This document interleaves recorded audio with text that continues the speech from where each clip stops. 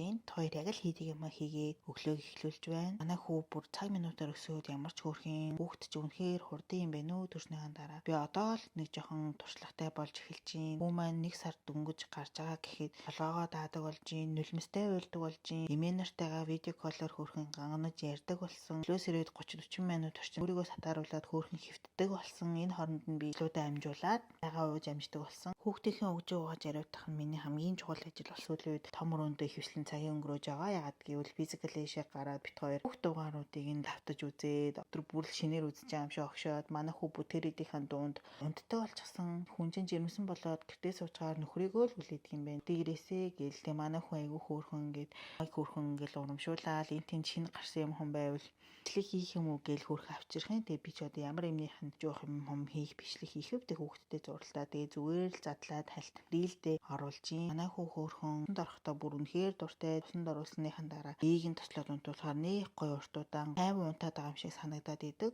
Нэр хүүхдийн амыг нэргүй амтгүй салбитгэрээ бүр цэвэрлэхгүй чухал гэдэг юм билээ шүү.